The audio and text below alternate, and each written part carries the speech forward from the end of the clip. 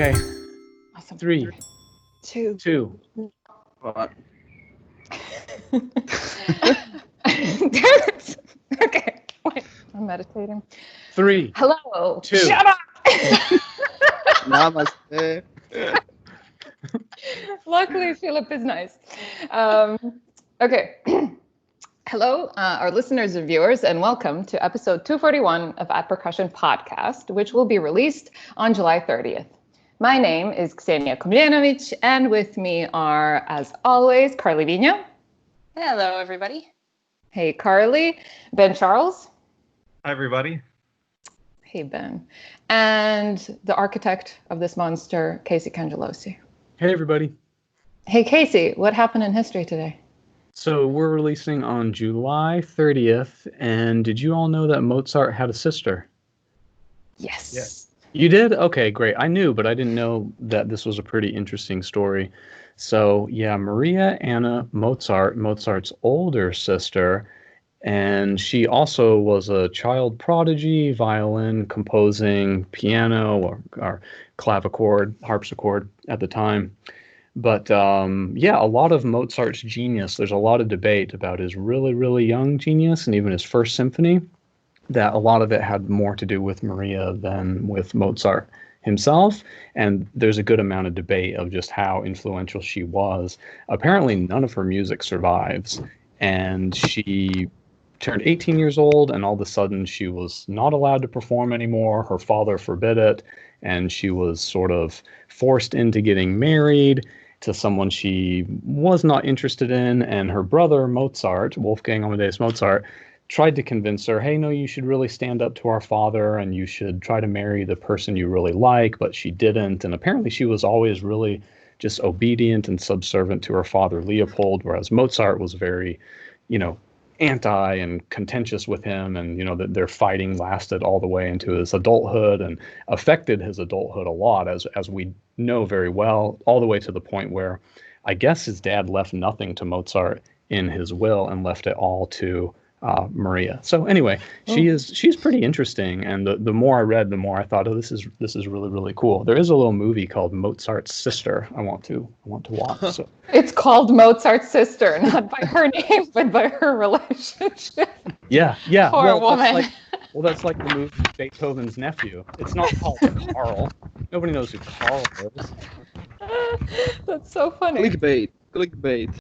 Yeah, right? So anyway, she was born today. That's it. That's all I got. That's it? Yeah, there's a shady Marilyn Manson news item too, where he hopped on a security guard's head and started humping the security guard, and so the security guard sued him. But I don't know. That was Equal importance of that overlooked female composer, I think. I think so. Yeah. Yeah. Yeah. I was going to say I was reading something, and I can't say. I mean, it was published on Classic FM, I think, which I'm not sure how historically, peer-reviewed they are. But they said that she couldn't do music because music was reserved, even though women could compose, it was reserved for nobility, because if you were a woman who didn't come from that sort of status, you were seen as a prostitute if you did music for money. Oh, interesting. So that was interesting. Yeah, I thought I'm not sure where they got it from. It's worth investigating further. It's such a different time, and in a bad way. And I know one of the points I made when I gave that long description of Beethoven's relationship with his nephew Carl and all the lawsuits and the custody and all that craziness. I said I think Beethoven was three children of 5 that survived infancy. These 2 Mozarts were 2 of 7 that survived infancy, which is just crazy to me. I mean, to think you could give birth to 7 kids and 5 of them would die while they're infants. It would just, no wonder people believed in all sorts of crazy stuff. You just in fear all the time. I mean, that would be such a fearful state to be in, having experienced that, I think. But still, kudos to their dad for having 2 prodigies. Not a bad job, Not bad. If I could actually follow Casey's little thing up with, so there's all these conspiracy theories about Bill Gates and coronavirus, and I'll be very quick with this, but Bill Gates actually said at a certain point, it's been researched, and if you have a higher infant mortality rate, you actually try to have more kids. So, like, if you know only 2 are going to survive, you have 7. And so at some point he said something about population control, meaning if we can reduce infant mortality rates, then people don't have to have 7 kids. And now obviously that's been taken all sorts of weird, crazy, bizarre directions with conspiracy theories. But I found out that's actually where that conspiracy theory comes from, is Bill Gates talked about population control, which spun into something that's not what he meant. So sorry, is that because, like, if someone's child dies, they are encouraged to have another one because they're trying to, like, fill that loss or that hole? Is that what you mean? They just know, like, if you know that you want to have 2 kids, but you know there's a high probability that if you have 2 kids, they both won't survive, you'll start having more kids. Yeah. Gotcha. Yeah. Also, you called my report just like a little thing. What's up with that? And this is how Ben quits the podcast and goes off to create a zone about conspiracy theories. Remember that time you tried to quit? Debunking conspiracy theories, please. Thank you.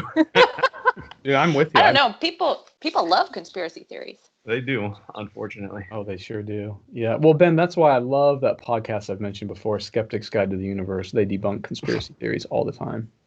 And they do a very good job of it. Also, if Bill Gates was going to be doing something for mind control, he would be writing the software for the microchips, not making the microchips. But I digress. Yeah. Ben will one-up you about conspiracy theories. Don't worry about it.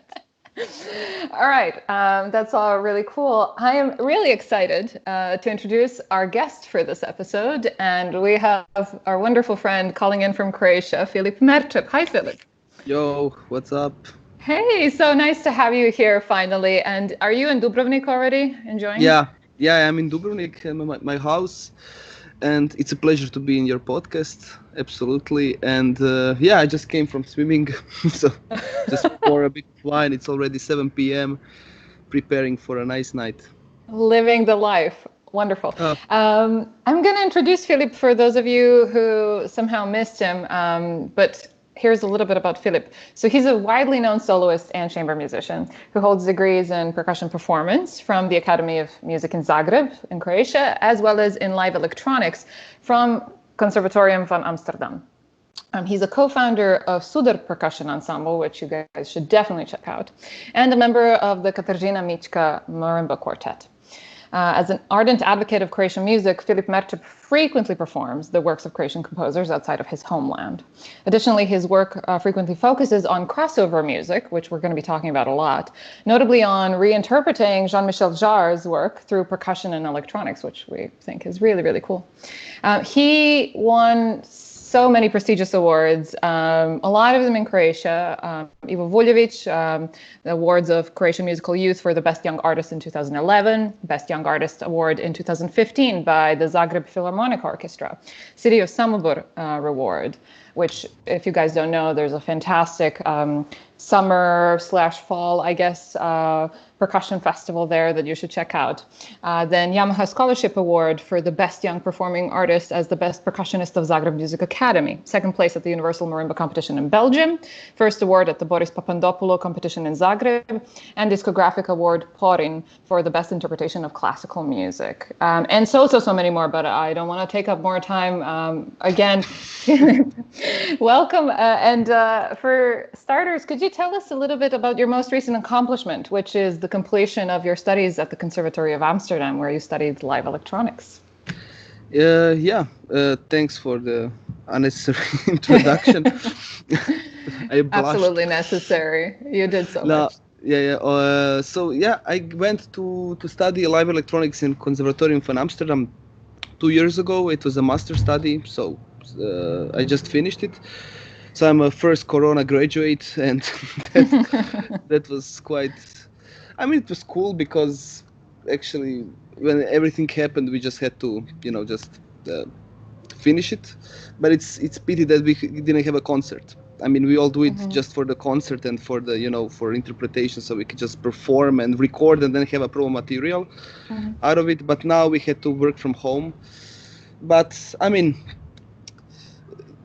we all know what Corona brought to the world, and I mean, we all had to deal with it in our way. So I will not, like, there are so many worse things in the world happening than my graduation through internet.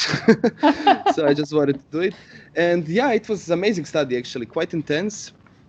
So the whole thing is programming in programs like Ableton or Max MSP. And it's actually, you can program your individual audio effects. You can work on visuals.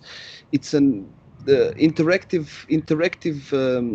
interface where you can actually input your instrument and then turn it into some kind of data, and then actually control it. So that's the coolest thing, is that you can actually control live, and you can play live, and you can control your audio effects and visuals live, which brings actually performance to completely another level, which is actually fun and quite interesting to study. So I've been doing some research because I couldn't remember off the top of my head knowing about a lot of percussionists who focused on this as much as you did. We do play a lot of pieces with tracks, but those are pre-recorded, right? And they're set, so we have to follow them along. And I think a wonderful thing that I read in one of your video descriptions was that it is supposed to be enhancing and enriching the color of the instrument. Absolutely. So I think that is a very interesting thing to explore. And I was just wondering, I mean, first of all, it seems like when you look at your recital videos, there's so much equipment on stage, and then there are all the mics and the laptops. So how has that changed your setup time, for one? Oh, quite a bit, yeah. I mean, we percussionists are used to, like, spend a lot of time just unpacking and carrying and doing a lot of stuff. I can see behind Casey, there is a lot of working hours of setting up. I mean, it's not a big change because we are used to it. So this is just different stuff. But yeah, the whole point is actually to reduce it as much as you can. I mean, you have an interface, you have microphones, you have a laptop. So if you can pack it up into some kind of box and then do it, and then spend more money to just make it more efficient, that would be nice. But for now, you just take an interface, just plug in microphones, put it in the computer, and then just do it. I mean, it's more complicated to just to hope that it will not crash in one moment. This is, I think, the biggest problem with electronics, because it can just snap, it can just do something completely unexpected, and then you are effed up. So fudge. We say fudge around here. Yeah. Fudge. Yeah. So you're completely fudged. Yeah, this is the biggest problem. But now, I mean, this is such a nice actually era and such a nice time of technology, because we have such powerful computers. You can do whatever. You can practically do whatever, and it will just enhance. It will just get better. And so I think there is no concern in that direction. Just to clarify for some of our listeners who might not know, like you mentioned, Max MSP, for instance, and I have some experience with that, not a lot, but for someone who maybe has never laid ears on that software, so you have a microphone over an instrument, you play a sound, the sound gets picked up by the microphone, it gets fed into your interface, which gets fed into your laptop, which talks to Max MSP, and then what happens? Like what can you do with that software, for instance? The beauty is that you can do everything. You can do whatever you want. The hardest thing is that you have to come up of some kind of idea what you want to do with it, because you can do whatever. You can go to visuals, you can control visuals, you can make your own audio effect, you can control whatever, you can turn it into a MIDI note, and then you can go actually you can expand it, you can connect it to Arduino, you can create some kind of like interface, small computer that actually when you play C it can makes you a coffee. So this can go like completely out of proportions. It can't make you a coffee. I'll commission that from you, Filip. I need one every time I play a C. But I think you can do whatever you want. Yeah, right? You just play a C and it makes you a nice espresso. But this is the hardest thing, because you really have to have a clear idea what you want to do. And there are some amazing pieces. Pedro Carneiro is one of the guys who was doing it quite a lot. And he commissioned a couple of pieces I can talk about later. Cort Lippi, Lippe, So he wrote a piece called Music for Marimba and Computer. I played it on the entrance exam. It's an amazing piece of music, and it's with Max MSP. So it's a linear piece. You have a pedal, you just change events, and it's programmed that it just has this kind of audio effects, and so and the score is written, so you can just play it, and it says in the score, like press a button, second, third, fourth. So it's a linear piece, and it creates amazing effects. And he also wrote a really interesting piece of music called Music for Hi-Hat and Computer, which is outstanding effects. Yeah. Is it better than Casey's music for 2 hi-hats? Shall we let them battle? Yeah, I'm going to insert that whole piece right now. Just kidding. I was going to ask, I had a student ask, I was teaching just last week, and a student in the seminar asked, like, when is it appropriate to write a tape part? Like, can you just use it as a stand-in for another instrument, or when is it worth using a tape or electronics in the place of another performer? And I know my opinion, which is kind of like, whatever, you're the writer, do what you want.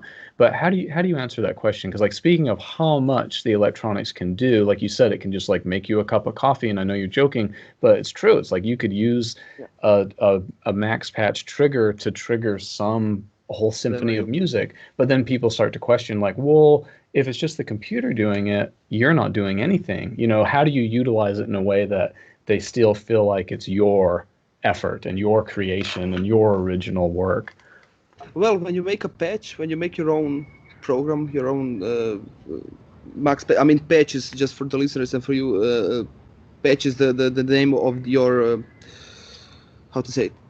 When you create a patch, it's actually a piece of music, piece of effects that you want to use for your live setup and live instruments. For tracks, it's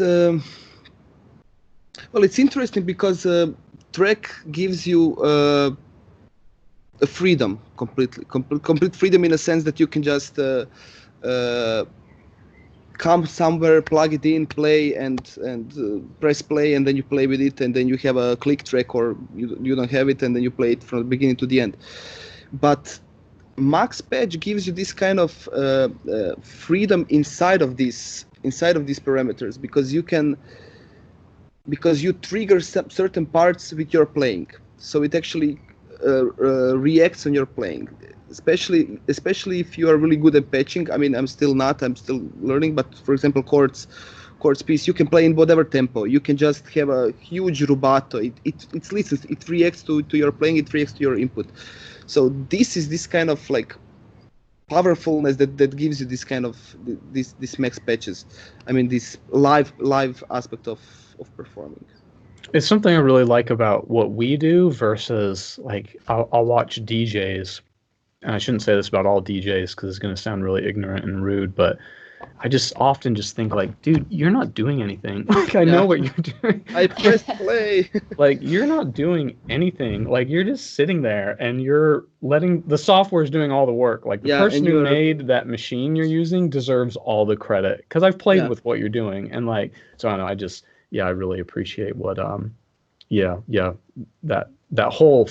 You can dance around it. That's cool. You can dance around it. You can just play, press play. But this is also the hard thing about playing with track, because if you have a memory slip, or if something happens and you just get out of the movement, track continues to run, and then you have to do whatever. And so I don't know. With this live aspect, it gives you the possibility to just do whatever you want. I'm using it actually for my improvisations, because my dream was as a performer to just come to the instrument and start playing, because all of my friends were like, you're going to the music academy and whatnot, like, can you play me something? And I was like, yeah, give me the score, I will practice it, and tomorrow I will play for you. That's not a big problem. But I never had the ability to just come to the instrument and start playing and start listening to myself. And this is something I really wanted to explore with my studying in Amsterdam. And I did it, so I'm quite happy with that. And Max Patch gave me this possibility and opportunity to just listen to myself. I have this kind of chamber reaction with myself, to just like listen to a play, and I do something completely unexpected, and I continue from that. and then I think about some kind of audio effects I want to use. And then I also wrote a piece for it. And this is not actually a piece, this is just a linear structure, and then you can just improvise over it. You can do whatever you want. Cool. Yeah, thanks. Yeah, So sure. Filip, Early, I think. I was seeing that you had a big focus in a paper and recital during your master's at the Academy of Music on playing with pre-recorded audio. How did you first get into playing with electronics? What draws you to that combination of percussion with electronics, whether live or pre-recorded? I graduated in Zagreb, and I played One Study, One Summary, and that was, I think, for all of us, that was a kind of like a situation that we all were listening to One Study, One Summer, and we were all so pumped up to play it one day. So it was also a dream of mine. And this is something I felt that I would like to have some kind of breathing areas in between. And then my brother was studying in Amsterdam. He was studying classical saxophone, and I learned about this live electronics. And I went there to just visit my brother, and I went to a couple of classes because there are some Croatian and Slovenians also studying live electronics. And I got to know the concept of it. I was doing some max patches with my friend, and he showed me, the possibilities of it, and I completely got the logic inside of it, and it just I was completely mind blown with the possibilities that you can do. So I decided to do it. It was quite a big decision. To just go out of my complete comfort zone in Zagreb and having $200 apartment in the center of Zagreb and move into $700 bedroom shared with my brother in Amsterdam. So that was a huge move for myself, but I think it was an investment. I said, for myself, it's an investment that I need to do, and that's it. And for the electronics, when I started to do it, I went there with completely no expectations. So it just opened for me, because when we come to the first year, no one knows actually these programs. No one is good at programming in this level. So we are starting to learn, and then during this learning period, they are telling us turn it into music as soon as possible. When you make some kind of super simple program, pitch tracking, there is an object that you can pitch track and then do some kind of pitch shifting. They're connected immediately to your instrument and start playing with it, because the whole point is creating music. Because we are musicians, this is what I like this study, because they were always telling us you're musicians, this is your primary focus, and this should be your primary focus. Because if you want to try to be a programmer, there is so many better programmers and schools for programmers, and they're doing some incredible stuff, but they're telling us they're not musicians. They don't have your how to stop. What are the words? Neuroses. They don't have the same neuroses. Sensibility, creativity. Not creativity. This kind of what's the word? In Croatian? Nuances. Yeah, this kind of creativity nuances for music, because they can create something completely interesting for programming, but it sounds like crap. So our job is, the job of these studies is to create something that sounds and looks nice, and this is our power, because we're musicians. Right. That's really cool. I had another question about this, and then we can maybe move on from the topic. But I was wondering, you do most of your performances, they're improvised, right? Well, for one, I was wondering, can you get paid for that? Because that's your music. I don't know, maybe this is a question for Casey, but just if you compose a piece and you perform it, you get royalties for that. For every performance, you get a little bit of cash if you register it with an organization. What happens to improvised performances where obviously it's all yours and you've made the program do what you need to, it's all yours, but it's improvised. But then my question for you, Filip, is how do you practice improvisation? So you don't have a harmonic language, you're not playing bebop. So how do you structure your practicing, or are you just trying to set free? How does that go? Which question shall we start with? For me, it was just for this piece, it has a clear structure. Because I had to patch it in a sense that it goes, I'm also changing the sections with the pedal. Mm-hmm. So it has a linear way. It has a beginning, it has this kind of development, it has a middle part, it's a kind of crazy part with pitch shifting, and then it has a kind of end. Mm-hmm. So I know my direction. And what I'm practicing is to feel actually okay with myself, because the biggest thing with improvisation is that when you just get out of this, you're in the right track, and then you play and you feel really cool, you're communicating with yourself, and this is really nice. And then something happens, or some phone rings or something, and you get completely out of this direction. And I think I was practicing the most, like how to stay focused and how to actually listen to myself, because this was my only thing I wanted to learn, how to play something without actually knowing what you're gonna play, to just anticipate what you're gonna play, just to feel it. And this was really nice, because I spent a lot of days and nights in the room in Amsterdam with my friends and just jamming, just playing, and this was a really nice experience. And what I'm practicing is just to feel okay with myself and not to panic, because when you start to panic, I mean, people can hear it and they can sense it. And with this improvisation, I think it's more about the atmosphere you create, because it's complete. I mean, it's completely free. So I'm not using any harmonical directions. I'm just letting it go. Yeah. Cool. Casey, do you have a response for us? What happens if you improvise things? Can you get paid for it? I was just looking for how BMI pays royalties, because they have a nice description, but I don't see anything about improvisation. I know when you register a work, at least I'm paid through BMI, and when I register, there's a little checkbox that says, is any of your work contain improvisation? And I never check that box, but they do compute it somehow, apparently. But do you need to write a score? I mean, to get royalties, you need to have a score which is published, or which is what not. But it could be even a graphic score, like it could be a set of instructions that are just worded. And if you could pass on your idea, like you have your structure, you said, there is a structure to the piece, a form, and then you change things with pedals and all of that. So you could give a set of instructions. I was just wondering, how do you get paid? Because if you start performing this all the time, that'd be a nice thing to not just leave all that money to fly away. Well, I think regardless of whether there's a score or not, if there's a publisher, it matters. But as long as there's a program and a venue and ticket sales and how many people were there, whatever's on the program, if it's tied to you as the composer or the author or the publisher, you're going to get, if you register it, you could get paid somehow. So I imagine, I don't know, and if any of our listeners know, please write in and tell us, but I imagine if a large part of your a large part of your composition is improvisatory, then perhaps you, the composer, maybe they can pay you less or something because the performer had to invent more than you did or something. I don't know. That's my guess. Yeah, but it's still a nice thing, and I think you get paid way more, at least in Serbia, because I'm registered there. You get paid way more for classical music interpretations and live performances than you do for like a pop song being performed. So if this is something that you're doing in recitals frequently, if you call it improvisation 1, I mean, John Cage had to be paid, okay? So So I'm sure that you can figure this out. I just thought that it was an interesting topic.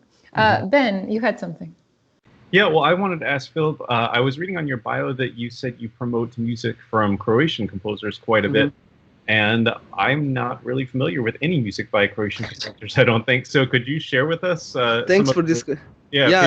Croatian music? Thank you for this question. I mean, it means a lot. I mean, Croatian percussion music is actually quite nice, because also Ivana Bilic's father is one of the pillars of Croatian composers. So his name is Igor Kuljerić. He wrote also marimba concerto called Concerto for Ivana, which is concerto for marimba and an orchestra, of course, but it's also reduced for piano and 2 percussionists. And it's like half an hour long concert, and it's amazing music, quite hard and interesting for the audience. I played it last year with my girlfriend on the piano and 2 of my colleagues from Music Academy in Zagreb, and the audience loved it. I thought it was half an hour of music and that the audience will be just like, but they loved it. It just passed like this. It's an amazing piece of music. Igor Leštik wrote some nice concertos. I'm now actually in a project of recording 4 major percussion concertos, and I recorded 3 of them. And now the fourth one I will also play and record, I hope soon, because it's some kind of it's hard to organize it, so it's like going like this. Mhm. But one of them is also Igor Kuljeric's Concerto for Ivana. One of them is Leshnik's Concerto for Percussion and Orchestra.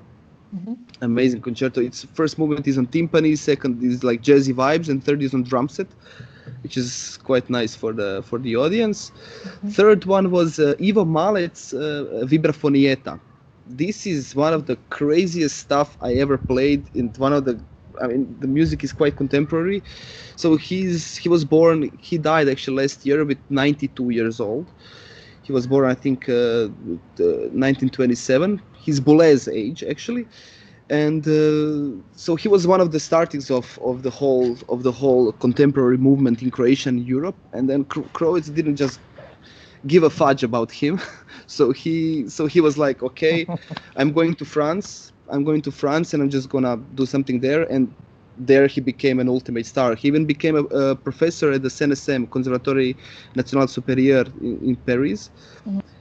He became a professor of composition there, and French people are not the people who are letting strangers into these positions. And can you imagine, Yeah. France, so 1960s, something like that, professor of composition. And This then is like, Yugoslavia, that Yeah. was very unlikely. Yeah. yeah, absolutely. And he became a professor of composition there, and one of the carriers of contemporary music, also with Boulez and everything. And he wrote a vibraphone concerto for Igor Leshnik, actually, for my ex-professor, for vibraphone and strings. Crazy piece of music. Salaber is the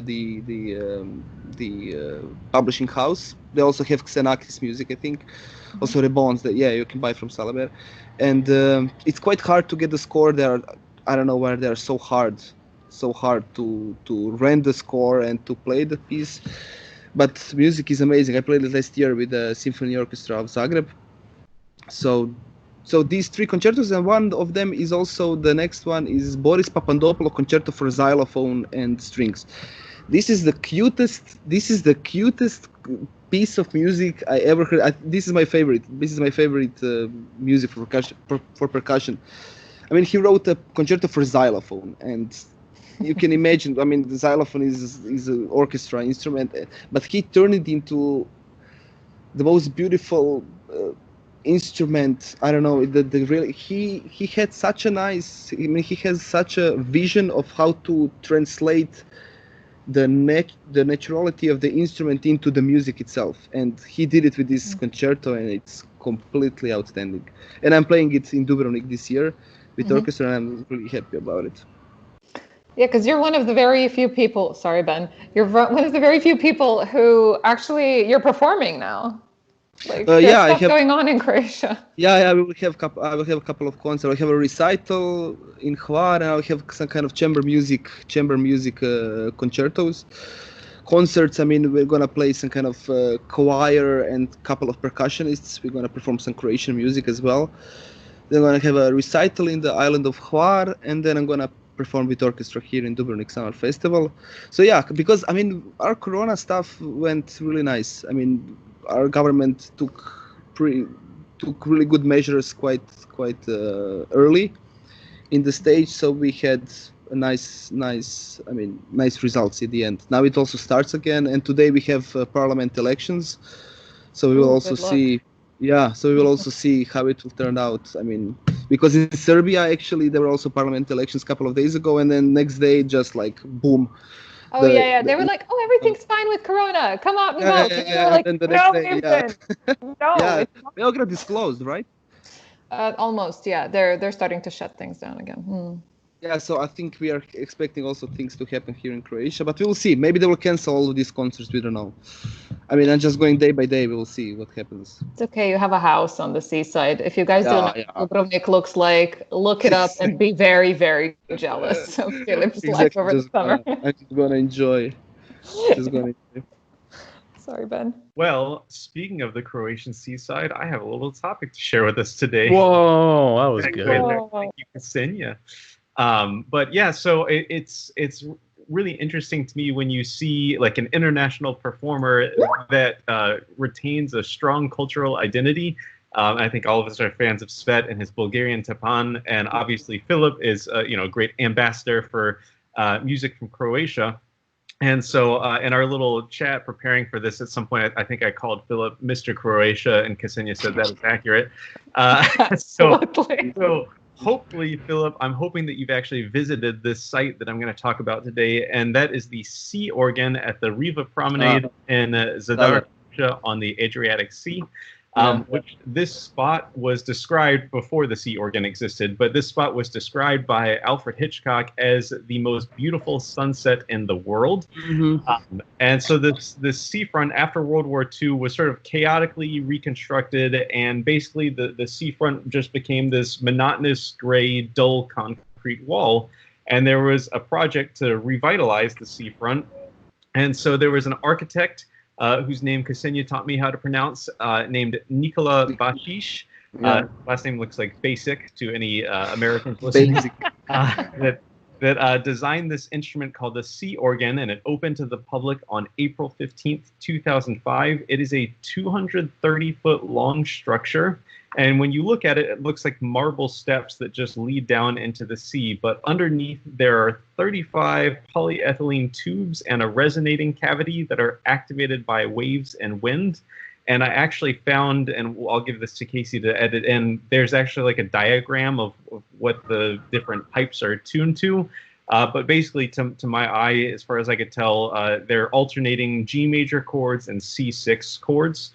It was awarded a prize in the 4th edition of the European Prize for Urban Public Space. I think that was in 2006. It was awarded that prize. It was featured in, if you watch the TV show on Amazon, The Grand Tours Season 2, Episode 4, when they were in Croatia. It was featured there. It's been described by visitors as hauntingly memorable and rather rhythmical and even hypnotizing.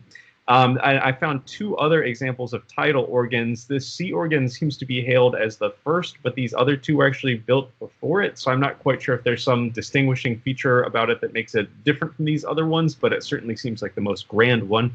But there's an instrument in San Francisco in the US called the Wave Organ, and then there's one in the UK called the Blackpool High Tide Organ. Those are 2 other tidal organs that might be closer to your locale, whoever's listening. And then also in the same promenade nearby, there's something called the Sun Salutation, which was designed by the same architect. And it's all these solar cells that capture sunlight during the day, and they're interspersed with LED lights, and it uses the rhythm of waves to create colorful series of light pulses, and also the intensity of those varies based on how much sunlight there was during the day. So it seems like a really interesting site. Filip, have you visited it? Yeah, of course. We're also playing in Zadar this chamber music piece, whatever. There is also an amazing festival called Saint Dona. This is this old church. I mean, the biggest beauty of Croatian coast is that it dates. Some parts dates from 10th century or something like that. I mean, the biggest beauty of Croatian coast is that it has huge history, and you can see parts from 9th century, also near Zadar, also Nin. They're these kind of old churches that actually dates so many years ago, and so many centuries ago actually. So this is the beauty, and our Ministry of Culture also, and they're organizing a lot of festivals in all of these churches. Also in Zadar there is this Saint Donat festival in this old beautiful church, and the acoustics is completely outstanding. And I invite everyone to just come to Croatian coast, especially just during the summer, because there is a lot of festivals and you can just go from place to place, from island to island, and just enjoy classical music. There is a lot of classical music festivals, which is incredible. I'm super happy. I had sort of 2 questions wrapped up in one about the Sea Organ, since you've been there. How loud is it? And then, as far as I can tell, there's no kill switch to close the valves. There's no way to mute it ever. No. There might be some sort of emergency situation. People say it kind of sounds like whales. There might be some sort of emergency situation where you actually don't want that noise, or at night if people are trying to sleep or something. So, yeah. No, it's not so close to the houses. It's kind of it's a coast, and it's also actually near it. There are some kind of some small ships are also coming, and small boats. But this is this kind of part where you can just walk, and there's no houses there. There is a couple of, like, I don't know, like 50, 60 meters next to it is a bar. This is the closest building that is actually to it. And that's why it's completely separated from everything, and it's completely on the coast. I mean, in the sea, so you can just sit there, and people are just chilling there. They just come there, and it actually has this kind of it hypnotizes you, and actually it completely relaxes you. So people are just staying there, and then, you know, putting their feet into the sea and just laying there and just listening to this. So it's quite fun. Yeah. I mean, it's amazing that some guy just thought about that and created like this. Because, I mean, what can you do more? Like more bars, more restaurants. This is something that people should invest money in, especially European projects. And this is also, what did you say? It was 2005, right? It was great, 2005, which is actually quite nice because we entered European Union in 2013, and since then we have a lot of European projects. And, you know, European Union has a lot of money, so they are just giving, you know, millions and millions for projects. And I mean, you need to know how to write a project, and this has to be a bunch of people. But these projects are reserved for this kind of ideas. And this is quite actually interesting that they build it practically 8 years before we entered European Union. So this is quite nice. That's actually, you brought up exactly what I wanted to ask you. I know that your career, obviously, you were quite young before 2013. You're quite young still, of course, Mr. Croatia. But I know that, and you guys have heard this, Croatia really does have not only a wonderful coast, but truly such a rich musical heritage, such strong national heritage. And it is, I think, fully possible to have a very fulfilling career, even if you stay within the confines of Croatia only. It's really possible if you're a classical musician. But my question for you is, how have things changed for you? Well, okay. Well, I mean, with any country, right? If we stay in, of course. We will be limited. But I really do think that Croatia has a lot of wonderful things to offer on its own. Absolutely. But how much have things changed for you personally when when you joined the EU? Well, I mean, paper-wise, it changed a lot, because also studying now, when I was studying in Amsterdam is 2,000 euros for European citizens, for European Union citizens, and like I think 5,000 euros for others. So this is actually quite okay. It helps a lot with all of this administrative work, and also it's much easier to travel. It's much easier to import stuff. It's much easier to just travel, and also, I mean, tax-wise, you can play in different countries, and it will not be such a big problem. I mean, if you're playing, for example, in some kind of like not non-European countries. Mm-hmm. So especially in States, it's just we need to have like special visas and everything to just come in there, and so that's about it. But Canada is a bit more. I was now when was that? February. I went to Toronto to see Beverly, and also to do a concert and a masterclass there. So it was so easy to just get a visa. It's not so much complicated. More loose, yeah. But I think also US will. I think US and Croatia will make this agreement that we will not have any visas soon. But you'll have ESTA. No, not yet. We just have a huge visa. I mean, we have this full process visa that you have to go there, do this kind of like, I don't know how many pages of paperwork, and then go there to the embassy, spend there I don't know how much hours, and then wait, and then blah blah blah. Mm-hmm. But with Canada, it was just like through internet, and it cost like I don't know, like $5 or something. So it was. Oh my god. nothing, completely nothing. So when we entered European Union, this kind of stuff went much easier, and also for the concerts. And I mean, I was still studying, so I didn't feel it so much. But it helped also for my studying in Amsterdam. Nice. Wonderful. And I was going to ask again, or help you talk a little bit. You come from a musical family. You mentioned your brother being a badass saxophone player. And then what about your parents? Yeah, my father is also a saxophone player. What And happened to you? no, yeah, I was always the badass of the family. I was always hitting my brother and people around me, and also the parts of the kitchen and everything. I don't know, but I mean, we all can agree. I mean, you can just feel that some instrument is right for you. You can just feel it. There is not some logical explanation where you can feel it. I think this is just emotional based decision. I was playing piano before, so my mother is also a theoretical teacher of theory, right? And she's a principal of the music school in Sambar, and where I live. And my father is a saxophone player. My brother is also a saxophone player. My parents didn't want him to become a saxophone player, so he played also piano, cello, and everything. And then after, I don't know, like 3 years, he was like, "Can I finally play saxophone?" And my father was like, "Okay," because he knows that, I mean, saxophone world is. We live in a tough world, percussionists, but at least we can, go to the orchestra. We can play as a solo. You can play chamber music. There is always, you can play in bands. You can play drum set. You can play whatever. You can play some contemporary stuff, whatever. But saxophone players, oh my God! And this classical music for saxophone, Christ! Oh my God! I grew up on this. Yeah. I love it. I love their chamber music. I love saxophone quartets. They sound like voices. They can work so well together. Is the most unique sound I ever heard. My father plays in the saxophone quartet, Zagreb Saxophone Quartet, and there were many times on tour in US also with Eugene Rousseau. He's one of the he's like John Beck. Yeah.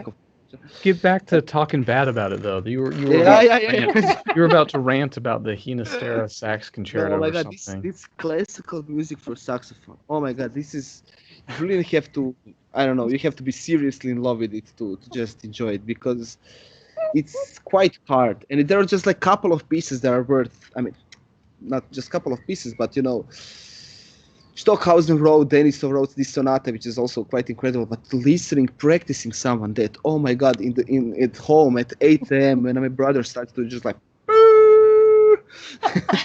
marimba has a really nice sound. I have marimba at home, and I'm practicing. Everybody falls asleep because it's this kind of it's really nice. But when he starts to blow this damn instrument, oh my God, it wakes up everyone, and this kind of like. Them to sleep, he wakes everyone up. You guys work together. Yeah. I feel like we're about to find out if any saxophonists listen to the podcast. Just go. But it's completely. I was really thinking a lot about it, because Vibraphone has a similar destiny and similar path, because these are jazz instruments. Saxophone is a jazz instrument. Saxophone is not a classical instrument. Also, Vibraphone is not a classical instrument, it's a jazz instrument. But it works. I mean, it works for classical music, especially when somebody knows how to write it. Also, I mean, Denisov wrote this Schwarze Wolken, these black clouds for Vibraphone. He wrote also Saxophone Sonata. And these are all quite hard music, but you can see that they had a clear idea what they want to do with the music.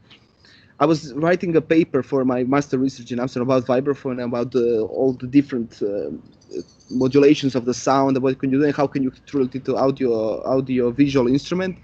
So really went in depth with spectral analysis of melodies to see what kind of aliquots, what kind of harmonics appear with each melody, blah, blah, blah. And you can see that this instrument is so powerful.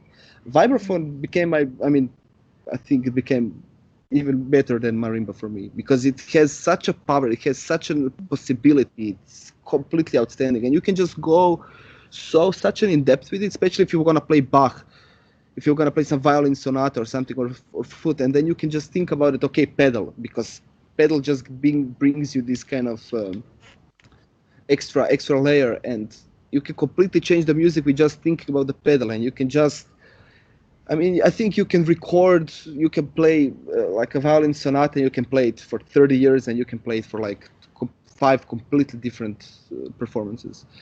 Filip, can you expand? You said if you look at a vibraphone in spectral analysis versus a marimba, like vibraphone is a lot more interesting. What do you mean exactly? Like what do you see?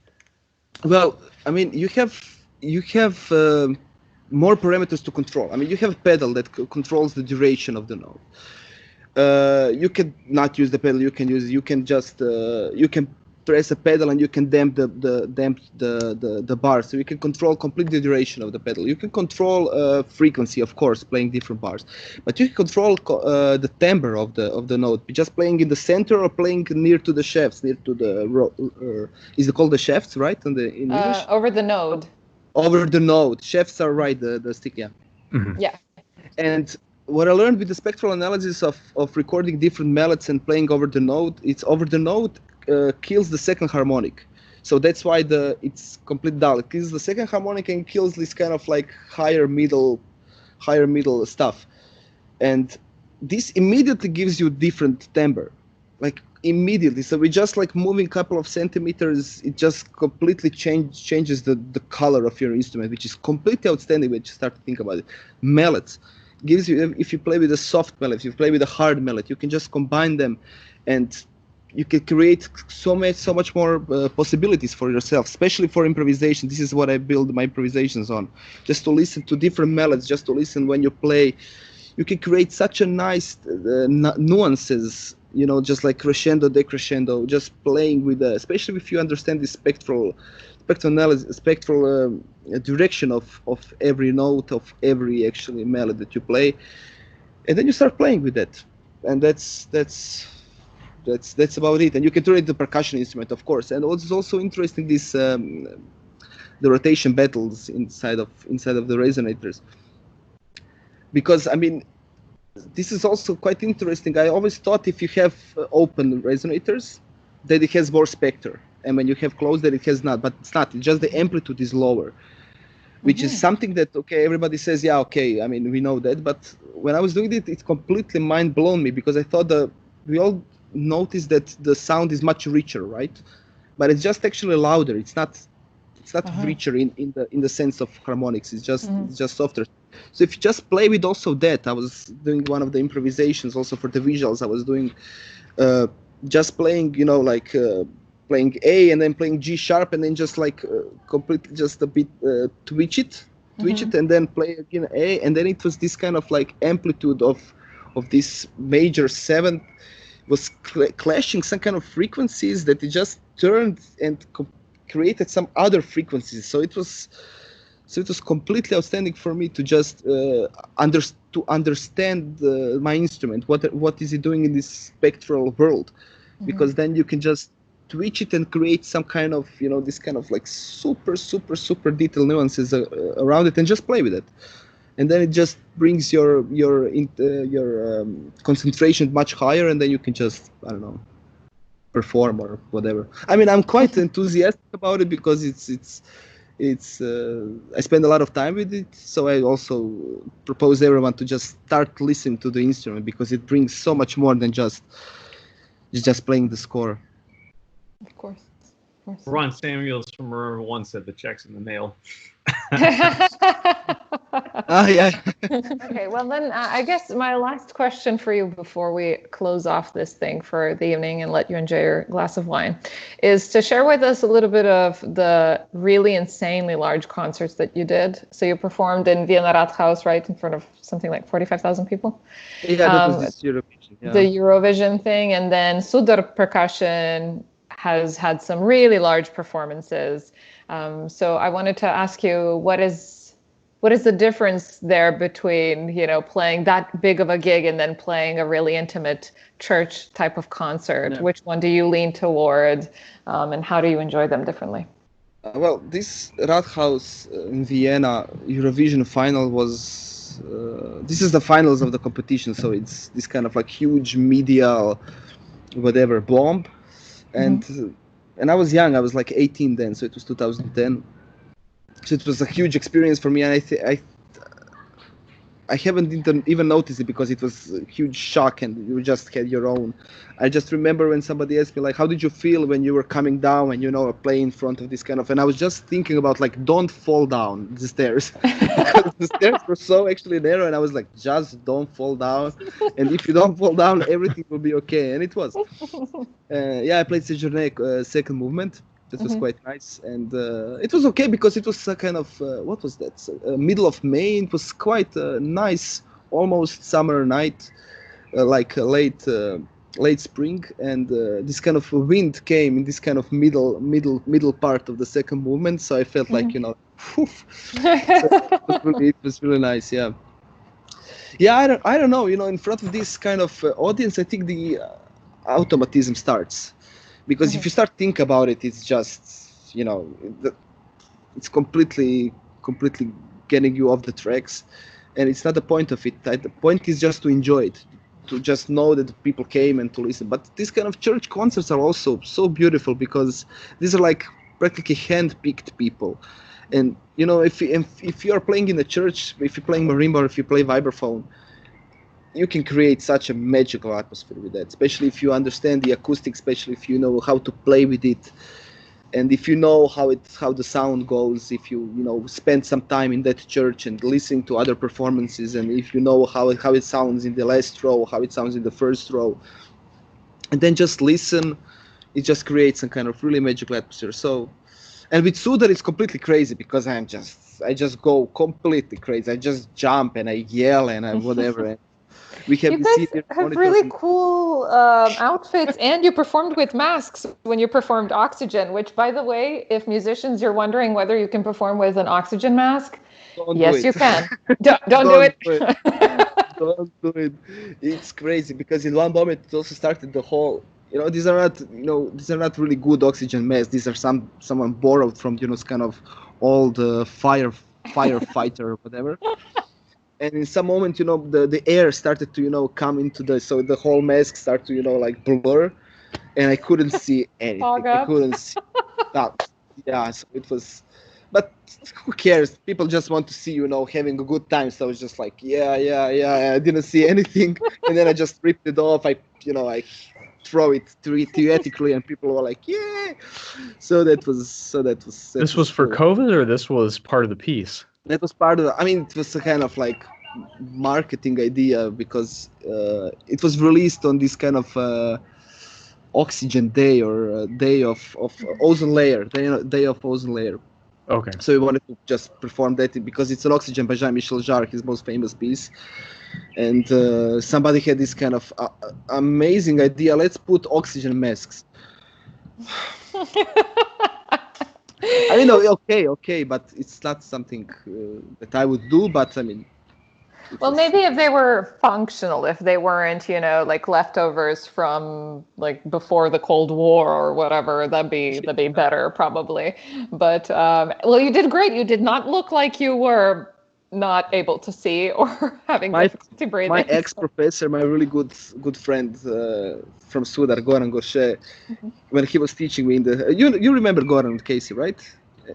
Yeah, of course. I mean, you cannot say now that you don't remember who you. Who is he? Yeah, who? Like, who is this guy?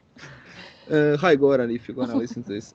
He said he was my professor in the high school. And he told me like the only thing you need to do is to sell yourself. Like most of the people don't understand stuff. So they are just listening and they're just watching if you feel comfortable or not. And if you don't feel comfortable, you cannot show it. You just have to sell yourself. You just have to show them, yeah, I'm having a blast, even though you're just like panicking or whatever. So this was one of the main philosophies that actually kept me going. Well, it seems like in a crowd of 45,000 people, a huge percentage of them are just there to see someone like get excited about a certain piece of music. I mean, yeah, I don't think people generally go to hear, oh, Ben's playing Rebonds, I really want to hear Rebonds. Like, no, I want to hear Ben. Yeah.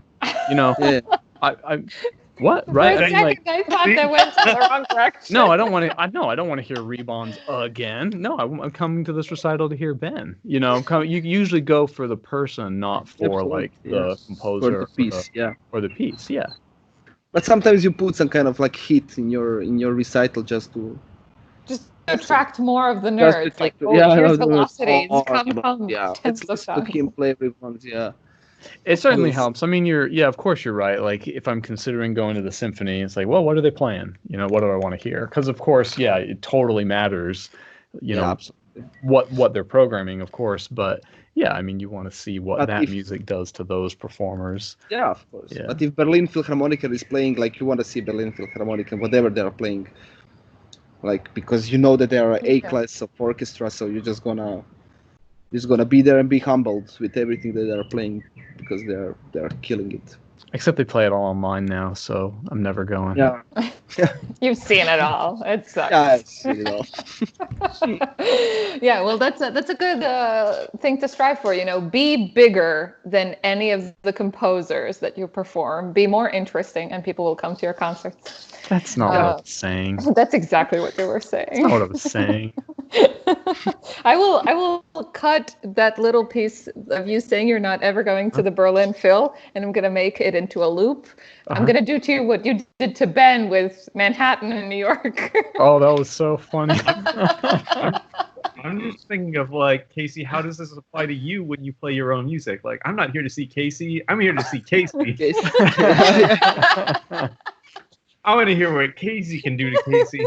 So it's as if it just never happened. I'm not here to see Casey. I'm here to see Casey. So it cancels it out and just you don't go. You don't go. Yeah. I want to see what this guy can do with 2 hi-hats. Cool. Well, Filip, thank you so much for being on our podcast. Such a pleasure to have you. Thank you it's a pleasure, really, honestly. No, absolutely. Our pleasure. And thanks for educating us a bit about live electronics. And we really hope to see some of your recitals soon. Thank you. Yeah, I need to start practicing. I also brought marimba here, so we were just brooming whole day. This because we are under the woods. If you can see, Wait, now get really jealous. Yeah. Oh, these are just pine. That's where you live? Wow. Your house? Yeah, that's my house. Yeah. I mean, this is my house in Dubrovnik. I'm living actually in Zagreb. He has several homes. But don't worry, ladies, guys, he's taken. So. Yeah. Can you throw a rock into the ocean from there? Is it that close? It's a sea. It's not an ocean. Oh, okay. Yeah, it's a sea. It- Yeah, you can. It's that close. That's great.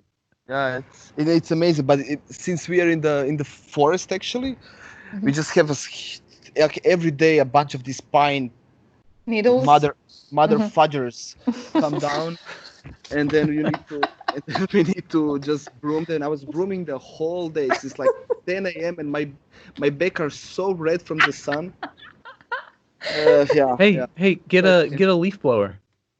Oh, yeah. One of those things that look like a bazooka. Yeah. We had that actually, but it's not working so much because it just goes everywhere and then they get in your eyes and they and then shoot. get in your eye. You cannot have any control, but we are doing this kind of old school broom and just like singing blues and just broom. I listen to music, yeah. So it's quite nice. Time passes more quickly. Well, thanks again so much, and thanks for showing us the beauty of your second home. And we'll catch you all again on episode 242. Bye, guys. Good to see you, Philip. Bye. Bye.